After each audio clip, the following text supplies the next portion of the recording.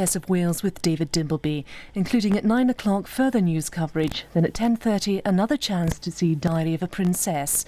Reflections from British religious leaders, including the Archbishop of Canterbury, followed at 11:40, and the special service from St Paul's Cathedral can be seen again at 11:50. There are changes on BBC Two also. Shortly, Michael Palin begins his epic journey around the Pacific Rim, a programme which BBC One viewers can see again next Sunday evening.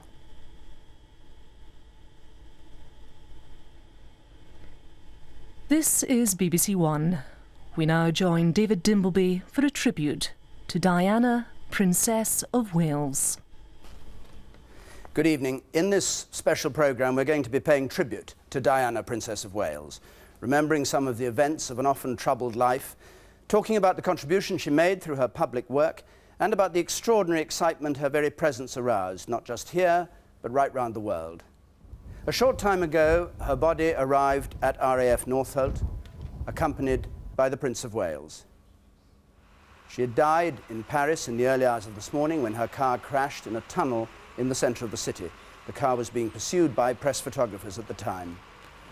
Many tributes have been paid to her by public figures and private. Outside her home, Kensington Palace, and outside Buckingham Palace, crowds have gathered in mourning. Now at 9 o'clock we'll have a full bulletin covering all the events of this dreadful day.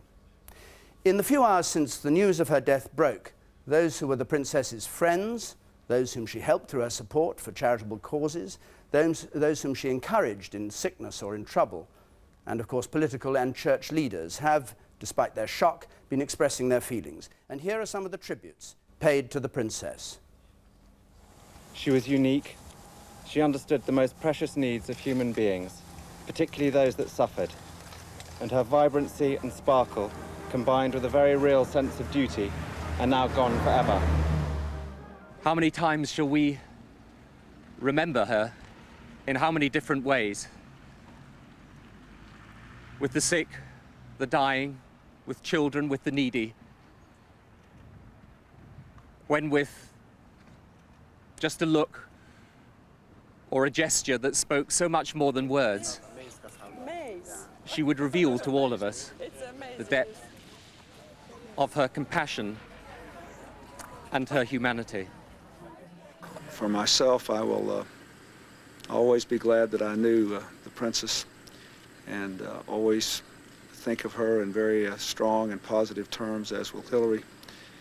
And we can only hope that her work will go forward, and that everyone who can will support her two fine sons and help them to have the life and the future that she would want. She was undoubtedly one of the best ambassadors of Great Britain. My memories are all happy, and so far as Diana is concerned, a great sense of her eagerness to be up to it, and having to assure her that she was up to it, and a real tender desire to be what everybody expected of her. The people everywhere, not just here in Britain, everywhere, they kept faith with Princess Diana. They liked her, they loved her. They regarded her as one of the people. She was the people's princess. And that's how she will stay, how she will remain in our hearts and in our memories. Diana is now in a place where no human being can ever touch her again. I pray that she rests in peace. Thank you. Well, with me here are Patrick Jeffson, who was the Princess of Wales' private secretary for 6 years, and Margaret Jay, Baroness Jay, who was a close friend, a colleague, worked with her. Patrick Jeffson, first of all, what made her so special in your view? You knew her intimately in those 6 years you worked with her. I think she very successfully combined an extraordinary glamour with a very deep sense of responsibility towards her royal duties and her humanitarian work. And she was something more than a royal princess, wasn't she? She transcended even her membership of the royal family. That's true. I think she had a remarkable ability to communicate with people of all ages and of all cultures in every country that I ever accompanied her to visit, as well as every part of the United Kingdom. What was she like actually to work with? She was a very good person to work for, because she was very professional herself, and she set herself very high standards, and she expected others to keep up to them as well. Margaret J., what is your impression of the reason she made this impact, which we've seen all day long with the tributes that have been paid, with the thousands of people going to Kensington Palace and leaving flowers and all the rest of it? What was it about her that attracted people? I would pick up on Patrick's use of the word communication. I think she did just convey an enormous compassion, humanity. People really felt that they got to know her when they met her, even on the most formal occasions. She was brilliant at getting through to people, and in this day when every movement, every gesture by someone who gets to that kind of superstar status is put under the microscope to the extent that it is, that communication was an extraordinary gift. And it was one, I think, which those of us who worked with her felt both at the big public events and when you were just in a room talking to her, or she was talking to a few people who might be very disadvantaged or from very different backgrounds from her own, but who clearly felt they were speaking to a friend. What is it that made her a superstar? I think it's this combination of glamour and duty, and a quite palpable sense of genuine concern, which communicated itself across every language barrier, and which very often was conveyed as much by a gesture or a touch as by any sort of word. Did she change the feeling people have about the royal family by her very membership of it? I'm sure that's true, but it was as a representative of the royal family, of the country, and of the charities and organisations that she chose to support, that I think her real value was felt.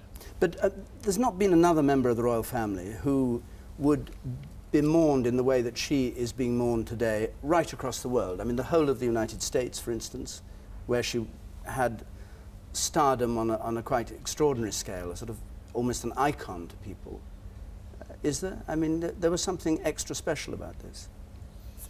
It's not really for me to say, I don't think, but it's true that she inspired a particular affection. I think that's certainly beyond argument. Margaret, what do you think is the reason for this? Well, I think it was the fact that in a world in which people do often feel rather lost and confused about their own lives, that she was a symbol of a lot of things that many people admire. And Patrick's mentioned glamour, but that was in a sense the most superficial of them, although obviously her beauty was an enormous asset to her as a public personality. But it was this ability, as I said before, to make people feel that she genuinely cared about them, that she was someone who had genuine feelings about their problems. And in a world where people are often looking for idols who don't have feet of clay, she didn't appear to have them. And do you think it was a burden to her to carry this reputation? I think it was. I think it was something which at the beginning, certainly when I first knew her a little bit in her public work in the mid-80s, I think she was a very different person in the sense that she was rather more scared of the public attention that was directed to her. She was, as I'm sure Patrick would confirm, quite nervous about public events like making speeches and so on and so forth.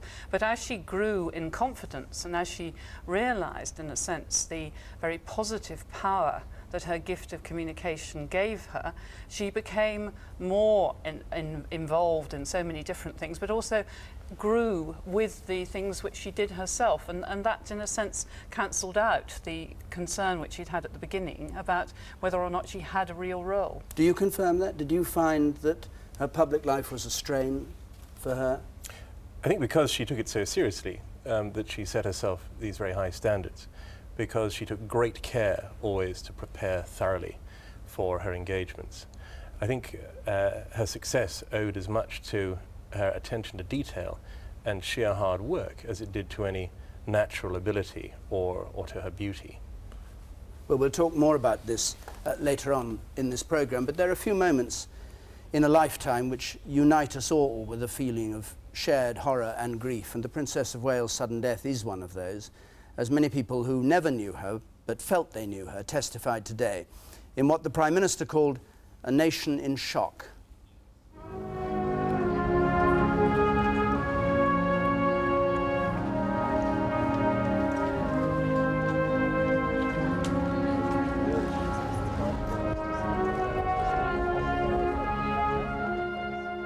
Today, the same British pageantry which heralded Diana's step into the limelight played a lament for her passing.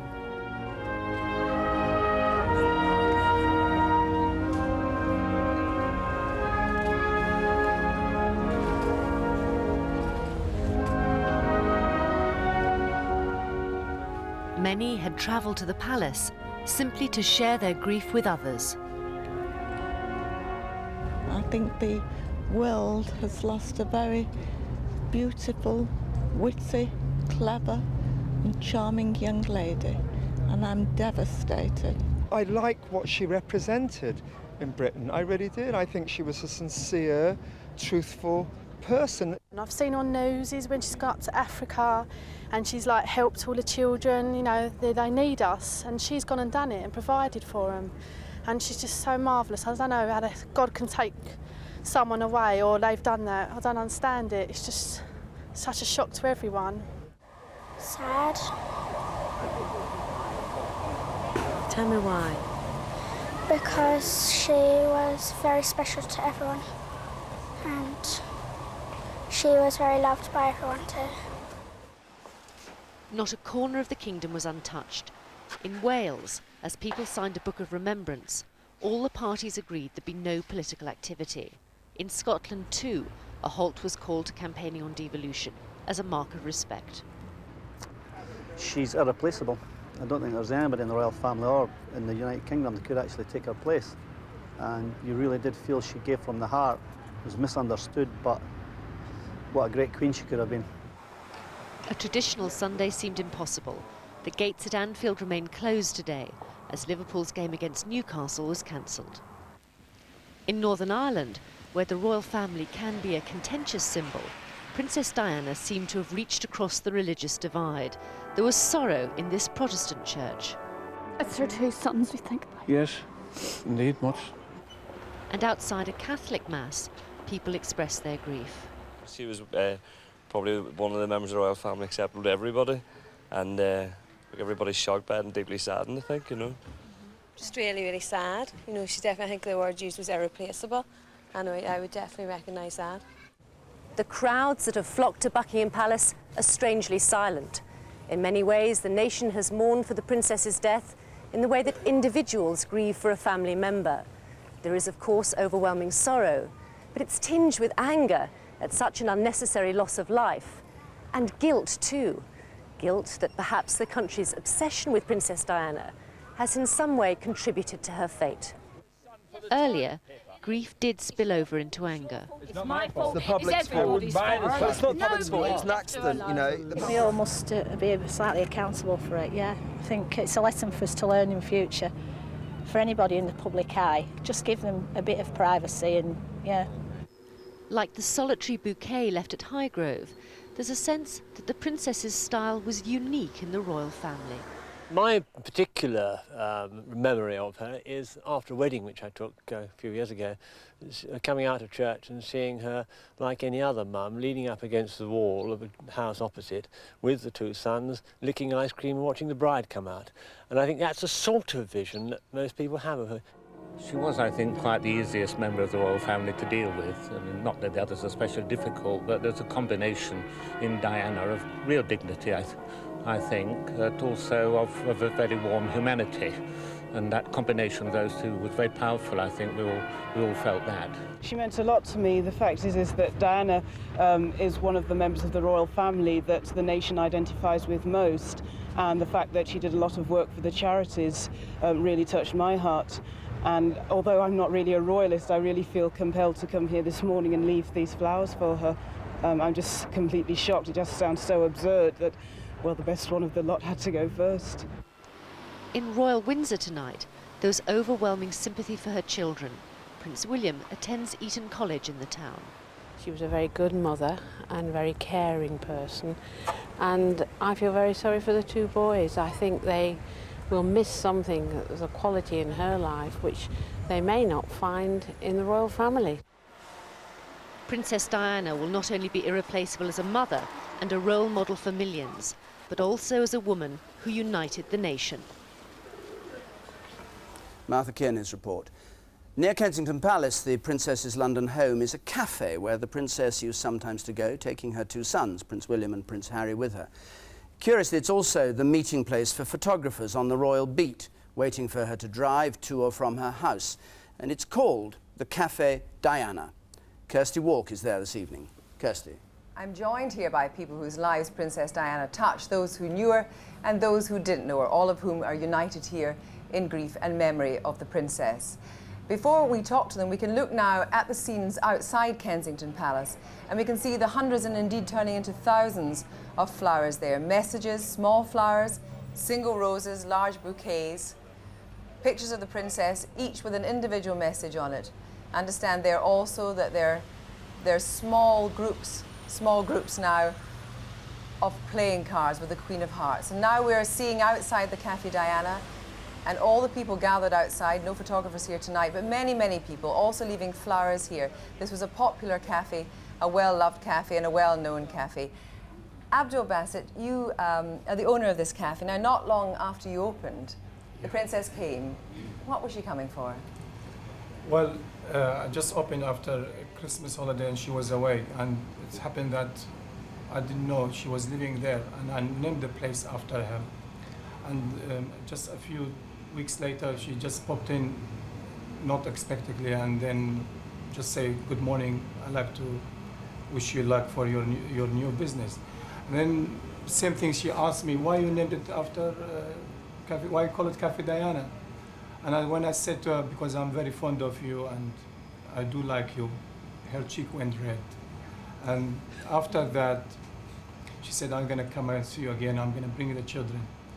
And then we become very friendly, and she used to go out from the gate with the children, waving to me, coming sometimes, having a coffee, saying hello. And usually she used to come at least once a month. Now I'm gonna miss her, and I think the whole world is gonna miss her, and the future generation gonna miss her as well, for a great person. Let's speak to somebody now. Ian Ross, your feelings about what she represented? I think she appealed to all age groups, right across the age spectrum, but more importantly, young people identified with her. And I think she removed an awful lot of the mystique and the barriers that royalty had built up over the years, bringing in a new generation of royalists, as it were, at a very young age. And I think overnight, that has gone now. She will never be replaced. If William marries in years to come, there will never be another Diana. Jane, your feelings on the past events and memories of Princess Diana, though you never knew her, what did she mean to you? Well, I'm not a royalist. I came up today to look at what was happening outside Kensington Palace and was deeply moved by all the young people and all the flowers. And I realized that she actually represented something very important, which was the human side of the royal family, a side that was prepared to be vulnerable and to make mistakes. And for that, she resonated with a lot of other women who, like so many of us, were divorced and had to make our own way in life. I think she cannot be replaced. I think this is a historic day, and I have a feeling that the royal family will never be the same again. Well, Dr. Kelly, you knew and worked with Diana. What was the atmosphere like when she was around your patients? Well, I went round to hospital with her, and she had this electric effect on people. One had been in Broadmoor, some people had been in that hospital half their lives, and she saw a little old lady, 75, and she said, "You look a bit worried today." And she said, "Well, yes, I was. I was worried you were coming, and I wasn't sure that my dress was okay." And Princess Diana said, "But it looks fine to me." She said, "Well, you see, I'm a bit worried about my belt." So Princess Diana, who was then wearing a two-piece tartan Stuart suit, said, "Tell you what I do. You see, you get a pin, you put it in here, you do that, and no one knows." And this lady lit up like a Christmas tree. It was an enormous gift that she had to talk to people. It was an incredible gift. I've met many people in my professional career. No one has been able to communicate better than Princess Diana. Now, Vivian Price, you also met her through your work with the Children's Orchestra. Yes. She took a great deal of care and time to brief herself, didn't she? I mean, that's really what's been coming through today, was that she didn't take things lightly. No, when she came to visit us on one occasion, she had taken the trouble to wear the same colour as the children's lovely red skirt uniform. And she was prepared to joke about it too. She said that one day she had to go to something at Parsons Green, and she said, I wore a green dress, but she said, nobody saw the joke. But that was another thing, she was incredibly humorous, and I think people have been saying today that she did have a tremendous sense of humour. She had a lovely sense of humour. On one occasion she was going down some steps, and I said jokingly, don't you dare fall down, and she said, you can't say that to me. And we both laughed. Now, June, she also came to Deptford to a centre. What difference did it make, do you think, that she took the time to come? Because when she came because she wanted to come. She came to see the people, to meet the people and share with them their joy in whatever this community centre had to offer. And I was glad that I went along and met her, because her kindness, her thoughtfulness and her caringness, it came out in her.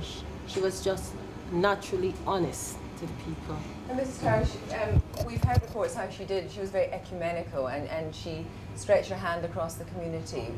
What are your impressions of that? Well, I feel that, yes, she was really multi-denominational. She didn't have any particular religion. I noticed today in front of me on the grass at Kensington Palace there were some Jewish ladies, and they had a Jewish prayer book, and I think there's a prayer said for the dead, Kaddish, and they were saying that. And I think, you know, that really represented that one didn't think of her as having any particular religion, that she belonged to everybody. Can I come on to two of the younger members? Inga, first of all, you first came over from Holland to see the wedding. Tell me, we've heard earlier that she didn't modernise the royal family, but was she inspirational to you, both of you? Yes, as a young girl, I was a fan of her. She was a fresh breeze in the English system here. And I collected everything from scrapbooks to dress-up dolls. And later on I became more intrigued by her personality, her life, her troubles. So, what do you think the impact of her was? I think I was actually surprised at myself, not actually being a royalist, that the impact the news had on me this morning. And I think I questioned that, and I realised that even though she was a princess, she really was real. And all the problems she had, everything, you could feel with it. And so when I found out this morning, it was like a real shock to my system. She was a real person. Jo, what do you think her death represents in terms of people like you and how your feelings for the future? Well, I was very shocked as well when it happened. I just couldn't believe it. And I think what really came out after a while of thinking about it was that she was symbolic of Britain more than any government or politician or even famous person in Britain. She symbolized Britain. And internationally, she was just associated. You think of Britain, you think of Princess Diana. And from that perspective, it's like a shock to the whole country. It's like something is now missing. Thank you all very much indeed. And now back to David in the studio. Kirsty Walk at the Café Diana. Well, many people have spoken today of the Princess of Wales as a refreshing addition to the royal family, and she was certainly different, willing to share with everyone her feelings as she went through the painful business, first of becoming a public figure, then of facing her own private problems, her bulimia, the breakup of her marriage, and the exploration of a new role after it, as mother to the heir to the throne, and as a public figure who could draw attention to individual pain and suffering. And through all this, she spoke with increasing confidence and frankness of the difficulties she faced and drew us in to her attempts to resolve the conflicts. This is Diana in her own words. I wanted to teach children. They said, why not come along? So I first started off doing afternoons, and then I took over the mornings and did whole days. But I only worked 3 days a week at kindergarten, and the other 2 I looked after an American baby boy. Do you find it a very daunting experience that Yesterday you were a nanny looking after children.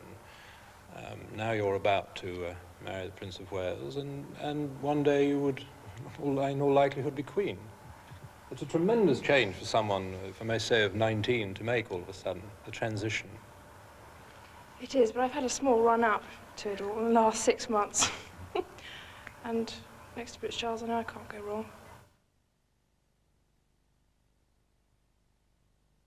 I, Diana Francis, I, Diana Francis, take thee, Charles Philip Arthur George, take thee, Philip Charles Arthur George, to my wedded husband, to my wedded husband, to have and to hold, from this day forward,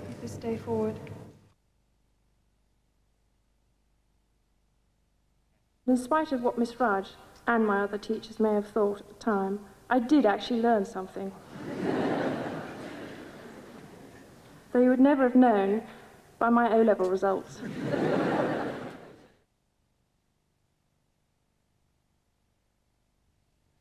From early childhood, many had felt they were expected to be perfect, but didn't feel they had the right to express their true feelings to those around them. Feelings of guilt, of self-revulsion, and low personal esteem, creating in them a compulsion to dissolve like a disprin and disappear. The illness they developed became their shameful friend by focusing their energies on controlling their bodies. They had found a refuge from having to face the more painful issues at the center of their lives.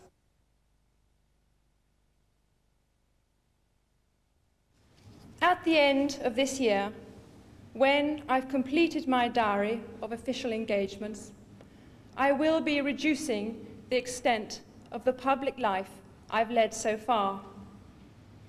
Obviously, I attach great importance to my charity work, and I intend to focus on a smaller range of areas in the future. Well, we're joined here with Patrick Jefferson by Christopher Balfour, the European chairman of Christie's, who was responsible for the big sale of the Princess of Wales dresses recently, but was a friend of hers over many years. She was very striking for the sort of frankness with which she talked about the problems she faced, wasn't she? Yes. And again, I was listening to Patrick and Lady J earlier. The word communication has been mentioned, I think, by everybody, and some of the other tapes that you've been playing just now. She did have an ability to communicate, and I'd never done anything that you could call work with her until the sale of the dresses. It was amazing, the speed with which she could infuse the other people that were working on this at Christie's, the respect they had for her, and the word professionalism has been used also this evening. I was amazed at her professionalism, how she could put her problems aside and get on with the job in hand. But you were her friend. Do you see this as a tragic end to what was a tragic life? I think a tragic life is probably going a little far. She had years of sadness. I didn't see that much of her during the first years of her divorce. Having seen a lot of her in the last year, leading up to the dress sale, I must say that she was in a happy mood this summer, the summer of '97, and I was delighted to see it. What was it that allowed people to respond all over the world to her? What is this charisma that she had and so few people have? A handful of film stars, really. No other members of the royal family. It sounds extremely trite, but star quality. I really first saw it in New York. It was amazing when she walked out of the hotel. I mean, we've been talking about photographers here in London. I've never seen anything like it. As one left for Carlisle to go to Christie's, and as one left Christie's to go to dinner, I've never seen the media interest that was paid to her. And what does it give to people, that? What is it that they get from identifying with her or watching her or associating with her in some way? I find it very difficult to answer that. What do people get from being involved in being in the presence of any sort of star? She was a star. What's your abiding memory of her? Well, particularly as a result of this last summer, she could make things fun. People had to work very hard for that sale. The glamour at the end of it was a result of very hard work, and she was professional and she was meticulous and a hard taskmaster. She wanted the details to be right, but she made it fun for anybody who was involved in that sale at Christie's. Patrick Jefferson, what do you think people took from her? I mean, we're not talking just about followers of the royal family in this country. We're talking about the whole of the United States. We're talking about people all over the world. We're talking about countless magazine articles of kind of endless fascination with her. What is it they get from that? I think it might have been to do with her own honesty, with her own feelings, and the way in which she was ready to share with others things which previously might never have been mentioned. And it was a risk she took, and it took great courage on her part. But I think that it meant that those who heard her or saw her felt they identified with her, and that they had been let into a secret part of her life, perhaps, but which nevertheless made her seem vulnerable to them. Christopher talked about the large crowds that had followed her in New York. My memory of those sort of occasions was of a curiously vulnerable person in the middle of them, yet nevertheless a very brave one, and one who understood that through her own courage and through overcoming her own fear and misgiving, she could bring inspiration to others, and that was true. It was strange to hear her say she didn't like being the centre of attention. It's true. She would like to have not had the public role that she had. Was it developed, in a sense, against her own instinct? Well, as we saw in the clip, she learned that through the public interest in her, she could achieve a great many good things. And that was the reward for her? It was. I was never aware of her courting publicity for its own sake or to answer some great need in her. The need was to help others, and she gained a lifetime satisfaction from that, however tragically short her life was. We're joined now, I hope, from Los Angeles by two friends of the Princess of Wales, Billy Connolly and Dr. Pamela Connolly, better known as Pamela Stevenson, but she's now a psychologist working in Los Angeles. Pamela Connolly, what do you think people's abiding memory, perhaps over there in the United States, will be of the Princess? She was enormously popular here, but in addition, I think that the American public had some sense of her personal sadness, of her deep sadness, and they loved her because of the humanity that she showed and of how human she was. They loved the fact that she cried, or she showed human emotion, and she cared about people less fortunate. There's a lot of understanding of people who care for the underdog here, and she was definitely a person who did that. Billy Connolly, what is your abiding memory of her? Well, I think the thing I liked most about her was she had that extraordinary star quality of perhaps Jackie Kennedy or Princess Grace, but at the same time she was loved by little schoolgirls because of that, her love of fashion, the way she boogied at rock and roll concerts, and her bulimia and things. She seemed to appeal to absolutely everybody. We used to go to little children's parties, mainly for the Duke and Duchess of York's kids, and she would be there. And you would see her sitting around, and children would be playing and doing and achieving little things, and they would run up and tell her like she was their mum. They identified with her too. I think it was quite an extraordinary quality she had. And last summer, when we were at one of those parties, our daughter Daisy doesn't run very fast, and there were a lot of children's races going on, and Daisy didn't win any of them. And it turned out, unfortunately, that all of the children won races except Daisy. And Diana noticed that, and she got a blue ribbon, and she went up to Daisy, who was crying, and she gave her the ribbon and kissed her and said, "This is for trying so hard." This was a private party. Nobody was watching. There was no press around. There was nobody to see that. Probably nobody knows that, knew that in the past except myself and Daisy and Billy. And she was truly kind, and talks of, her press manipulation, all of that. It has to go by the board. She was a very kind person. It began as a fairy tale princess marriage and then fell apart in a very public way. Did that enhance her standing, enhance her reputation among people, do you think? Here in this country, it in a sense makes her more human because, you know, there's a very strong awareness that the fairy tale doesn't always work out. People don't live happily ever after, and we've seen so many examples of that in this country. And I think that it probably endeared her to the American public even more. Would you say so, Billy? Absolutely, without question. Yeah, because people were really intrigued to see what she was going to do. Because the perception of her in America isn't that she came from a very aristocratic family.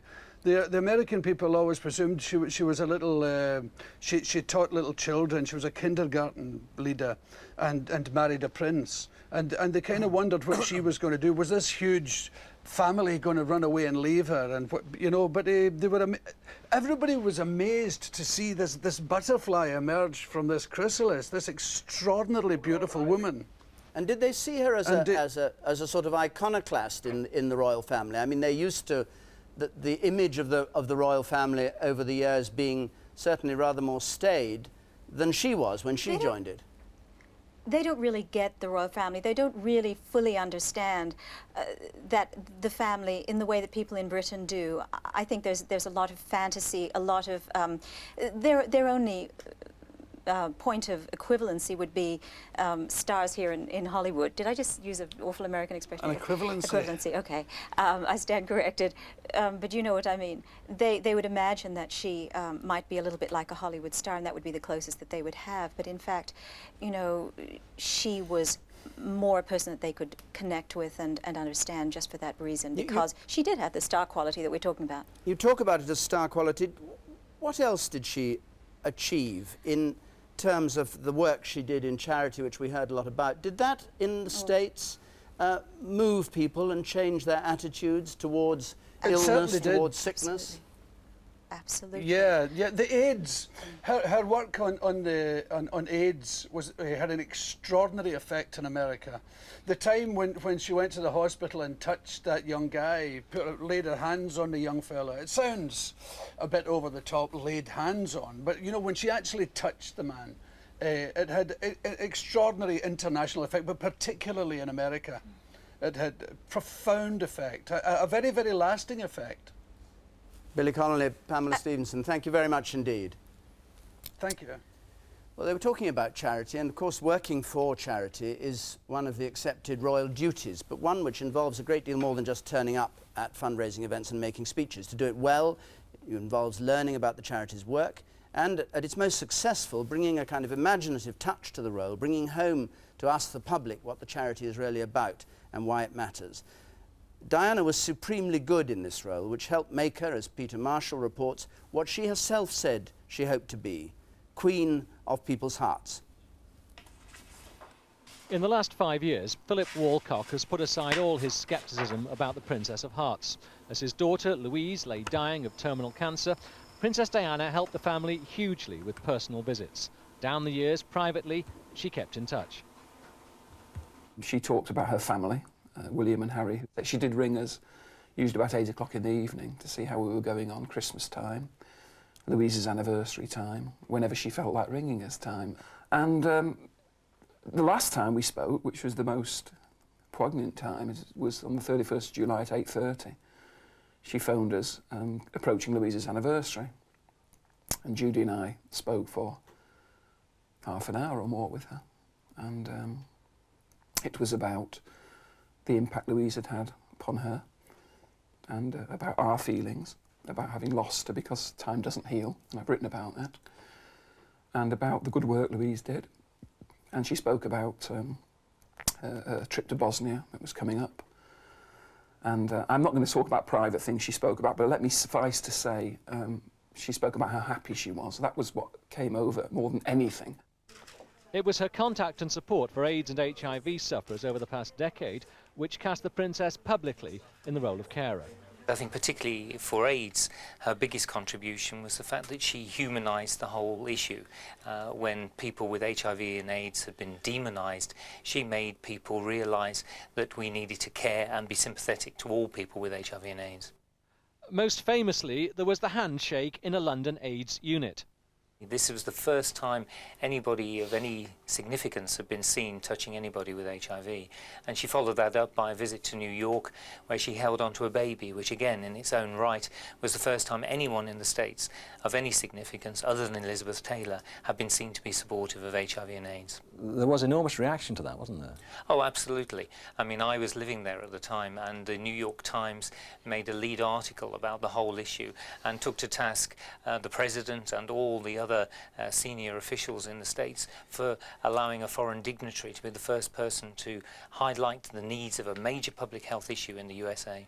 How was she to deal with personally, both for yourself as an administrator and for the victims of various illnesses? Here you've got this huge mystique, this idol, this huge image walking into the room, and I think people have a sort of an expectation of what she's going to be like, and that sort of humanity, her ability to be at ease and set other people at ease, was one of her particular skills. Back behind the scenes, she was captured on home video visiting the Woodward family in the East Midlands. She'd met Mr. Woodward earlier when he'd been in hospital with a near-fatal head injury. I was in hospital, in intensive care, when Charles was in about his wrist, broke his wrist at polo, fractured his wrist. She came out seeing Charles, and she seen my mum crying. She asked to come in to see me, and after that she visited me numerous times. And then she visited me at home, kept her word. She promised me she'd visit me. She visited me. And then, last thing I can remember is giving her a hug.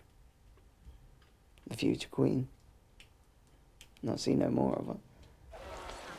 There followed an object lesson in the Diana effect. After Dean Woodward, Headway, the head injuries charity, asked her to be patron. She agreed and funds soared. Typically, there'd be the Diana luncheon. Probably the best that we did would be something in the order of about £35,000 surplus at the end of that particular occasion. As against what would it have been before her or without her presence? Sometimes down in four figures, 3,000, 5,000, and indeed in the one event since she moved away from the charity as royal patron, the same event produced only a £13,000 surplus. So we were down by about 2/3 against what we might have expected when indeed the Princess had joined us. In fact, it was at a Headway Christmas lunch that Princess Diana announced her withdrawal from public life. Purdah was short-lived. In fact, she moved further onto the international stage, culminating in the global campaign against landmines. In an Angolan minefield, she presented a potent image. She took that risk, and she also made herself available to the media at that time so that they would actually use that shot of her walking through the minefield just to add some poignancy to the campaign. And she did it so well. She was good at that kind of thing, as well as just talking to individuals. 32,000, 35,000. This year's sale of her dresses in New York, raising millions for AIDS charities, was a further sign she was controlling how she'd be portrayed. Yes, I mean, she would turn around and say, I don't think that that is something that I should do. I'm not saying I won't do it in the future, but at this point in time, I don't think I'm going to do that. So she understood the PR impact of her activities? Absolutely, absolutely. She knew exactly what she wanted to do and when she wanted to do it. This was the image she liked best, cuddling a sick child. This was in Pakistan.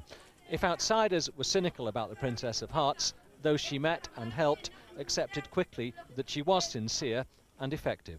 I wanted to criticise her. I wanted to find the flaws because I'd read all this wonderful Queen of Hearts thing, and I couldn't, because by nature I'm quite cynical, and I couldn't criticise her. When she looked at you, you knew she was listening and intent upon every word, hang on, every word that you said. She made you feel important.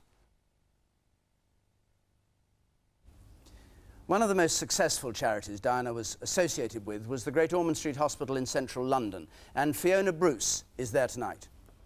Yes, Diana was involved with the hospital for some 10 years, and most recently she was president here. In fact, her two sons, the two princes, were also treated here.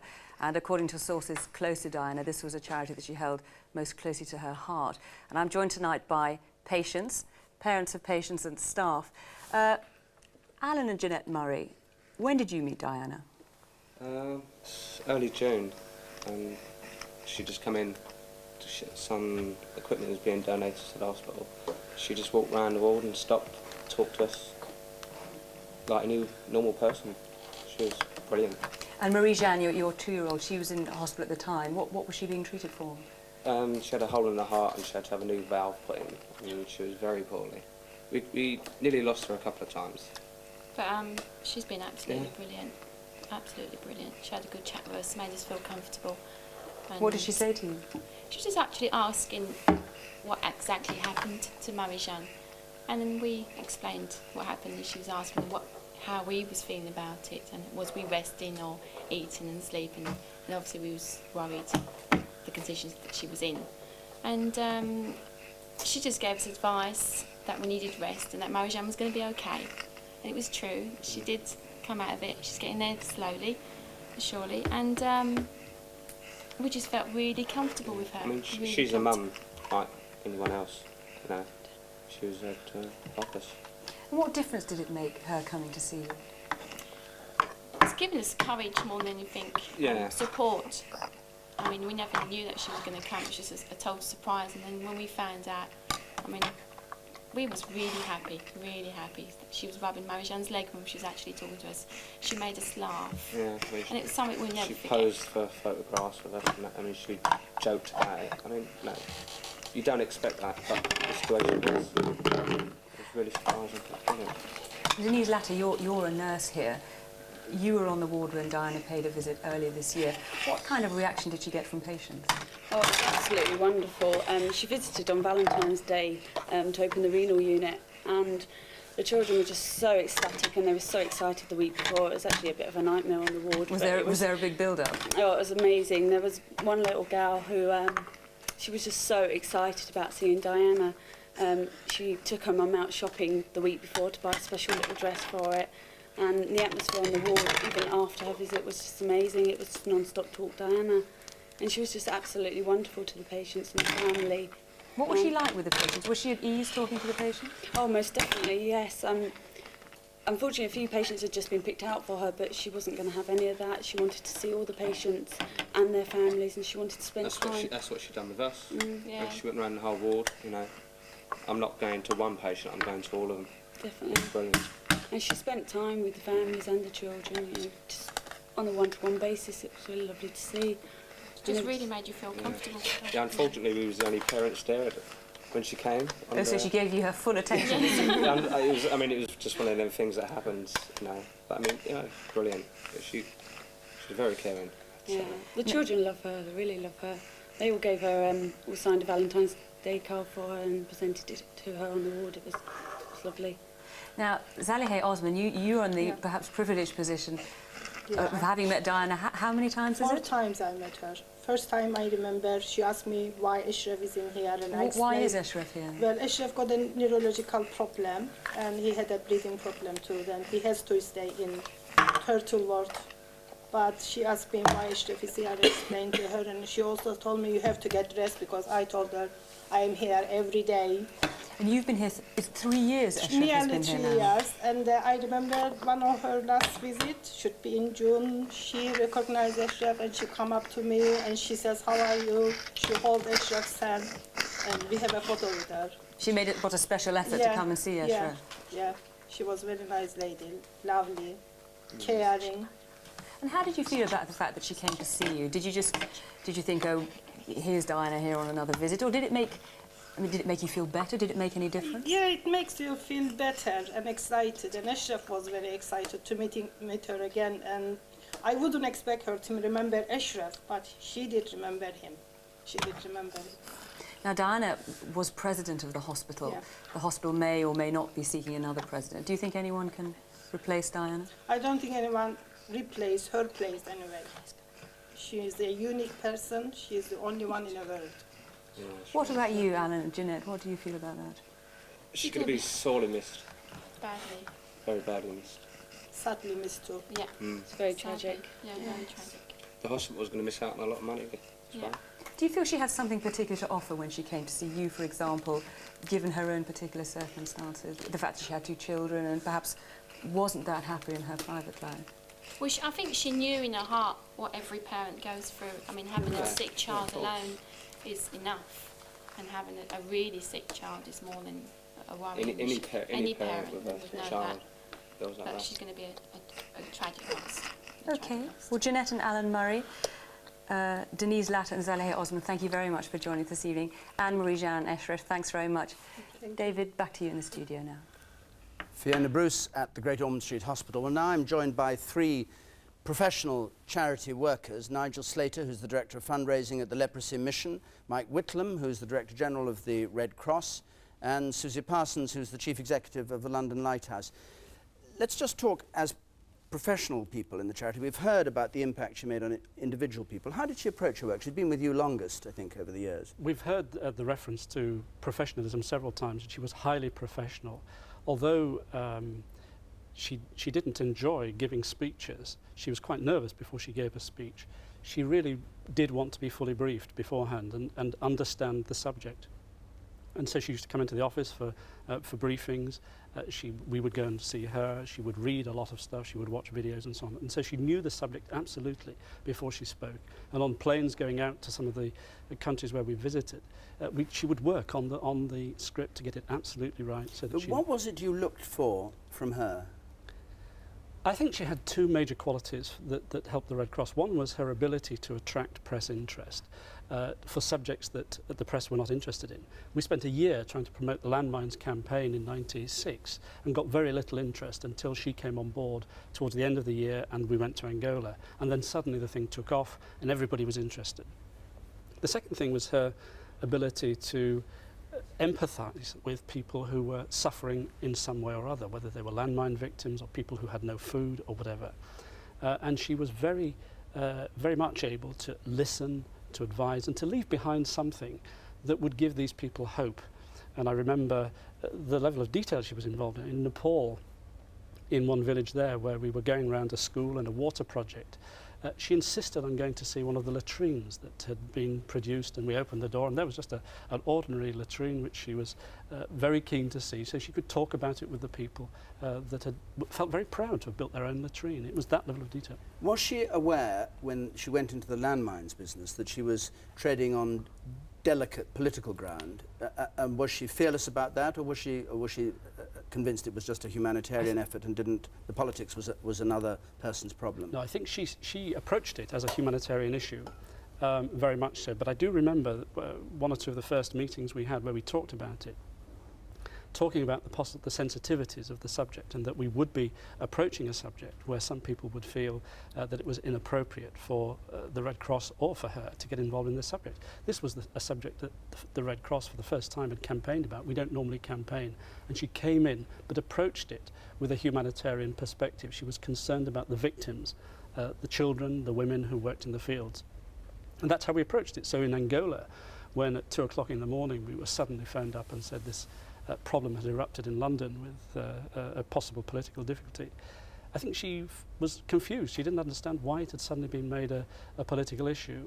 And I thought her response during the course of the day when we were in the middle of the minefield, actually talking to journalists, was exactly right. It was a humanitarian issue for her, and she really didn't want to get involved in the political issue. What about the London Lighthouse? People HIV positive or with AIDS. She's said to have revolutionised the approach, not just in this country, but all across the world to AIDS. What was it that she did? How did that happen? I think that very powerful image of the Princess of Wales sitting on the bed of somebody with AIDS and holding their hand and actually touching them, it is impossible to underestimate the impact that had in terms of ordinary people thinking, well, okay, if the Princess of Wales can touch somebody with AIDS, maybe it's not so frightening and so difficult and such a dreadful disease to have to contemplate as all that. I mean, that was just such a very powerful thing that she did. Was it her ability to demonstrate that there was nothing to be frightened of in touching people, or was it in some way her suggesting that these people weren't social outcasts, this wasn't an illness that threw you out of society? I think it was both of those really that were very important. At the time when she did that, there was a huge amount of prejudice and discrimination against people with HIV and AIDS, and the fact that the Princess of Wales was prepared to take an interest in people with AIDS and to be with them and to touch them, I think, did a huge amount to dispel that prejudice and discrimination that people just briefly, faced. did she, sorry, I don't want to cut you off, but did she work this out with you in advance, what it was she was going to do or how she would do it, or was it just something she did almost by instinct, got involved in by instinct? It was a completely instinctive and spontaneous gesture, and she was just so good at knowing the right thing to do in every situation. What we will remember her for mostly is her private visits to London Lighthouse, which were not publicised. We were actually expecting her the week after next to come on a private visit, which nobody would have known about outside Lighthouse had it not been for her tragic death. And she just had an ability to come into a room full of people who were apprehensive about meeting her and to get them laughing and joking and totally relaxed in a couple of minutes. It was magic. Very much the same happened with leprosy, didn't it? I mean, she was criticised for going ahead and touching people who were lepers in the press. Yes, she was. There was a screaming headline in a tabloid some years ago when news came that she was going to visit some of our leprosy hospitals, and they said, "Don't do it, die." Which indicates the prejudice, the stigma which exists in this country. And it's that much stronger, of course, in the developing world, where those with leprosy are still regarded as unclean, still regarded as cursed by God.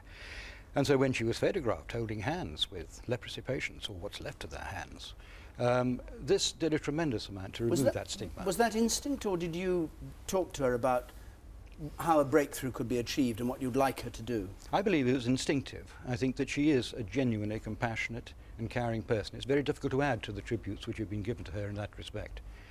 She's also a very likeable person, and it was tremendous fun to work with her. Will you be able to replace what she did for the Red Cross?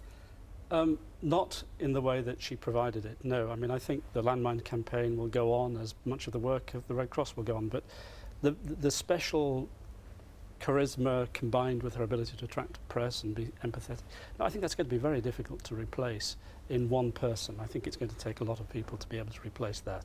And we're going to have to look in the future. We have 2 big fundraising events coming up in October, which she should have been at, and I don't know quite how we're going to take those forward, but I hope we can go forward and that the landmines situation will be abolished and be a tribute to her ability to really raise an issue of this kind in the public's eye. And for you? For the people who use our services, she's irreplaceable. Many people who've met her several times over the years feel that they have lost a personal friend. Thank you all three very much indeed. Well, tonight the tributes are going on to Diana, Princess of Wales, outside Buckingham Palace. There are crowds and candles have been lit in her memory, flowers all day, and tonight these candles.